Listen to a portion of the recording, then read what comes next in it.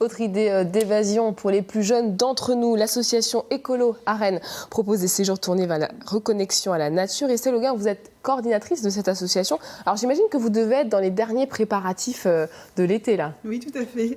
Ce week-end, il va y avoir les animateurs qui vont se retrouver pour pouvoir préparer les séjours. Ça a été facile de se projeter quand on voit ce que l'on traverse aujourd'hui avec le Covid ? Alors depuis 2 ans, c'est vrai que c'est difficile de se projeter, mais c'est vrai que cette année, on s'est posé moins de questions parce que comme l'année dernière, on a réussi à organiser, on s'est dit ça pourra pas être pire, donc voilà, on s'est dit il faut qu'on y aille, il faut qu'on organise des séjours pour les enfants, c'est important pour eux. Donc, Et justement, quel type de séjour vous organisez cet été ? Alors nous, on organise des séjours de vacances qui sont citoyens et éco-responsables. L'idée, c'est d'être connecté à la nature, donc on est en pleine nature, on est dans les bois. On dort sous tente. Et puis, on fait des choses en lien avec la nature. Donc, il y a une ferme pédagogique. On va se promener et découvrir la forêt, les animaux. On écoute les bruits la nuit, etc. Nous organisons aussi, en fait, des temps de réflexion avec les enfants. Donc, c'est un temps d'agora tous les matins pour pouvoir décider qu'est-ce qu'on va faire aujourd'hui, comment on s'organise. Donc, ça permet aux enfants de décider ce qu'ils vont faire. Les animateurs peuvent aussi proposer leurs idées d'activités.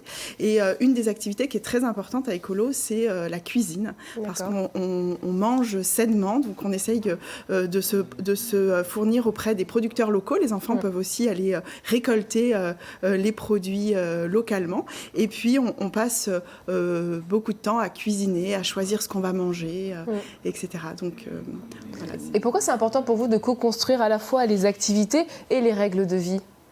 Eh ben c'est vraiment un temps de citoyenneté, apprendre aux enfants à construire leurs vacances, c'est leur donner la parole.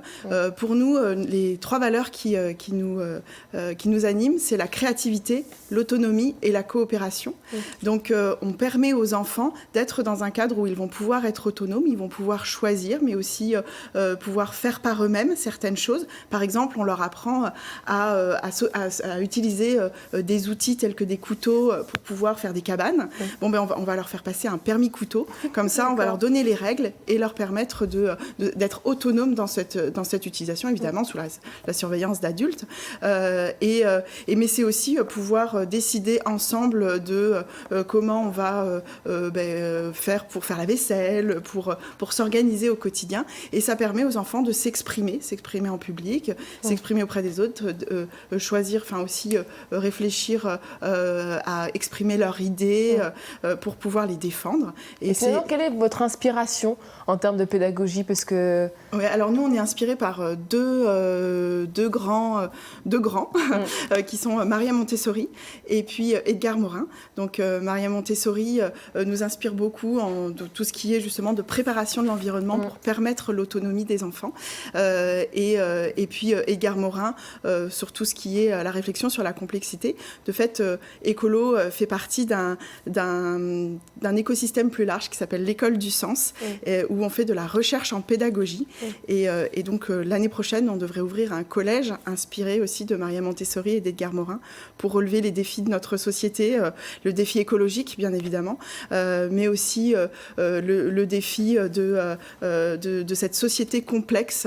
Comment on fait pour pouvoir aborder cette société complexe ? Les écrans, la place des écrans aujourd'hui dans notre société, la fragmentation de la société, tout ça sont des défis énormes. Et nous, ce qu'on veut, c'est préparer les jeunes à savoir affronter ce demain qu'on ne connaît pas en étant créatifs, autonomes et coopératifs. Et à noter, pour ceux qui n'ont pas les moyens, ils peuvent bénéficier du dispositif Vacances apprenantes. Et dernière question, est-ce qu'il vous reste des places pour cet été ? Oui, il nous reste quelques places, notamment sur les séjours thématiques, le séjour ado, où le thème, c'est justement « Prends la parole ». Donc, il va y avoir plusieurs propositions qui seront faites autour de la prise de parole en public. Et puis, le séjour franco-allemand pour les 8-15 ans, où là, ça va être le même projet pédagogique, mais avec la rencontre interculturelle avec des Allemands qui seront présents dans le séjour. Quand je vous écoute, j'ai envie de retourner en colo. Merci beaucoup Estelle Auguin d'avoir accepté notre invitation.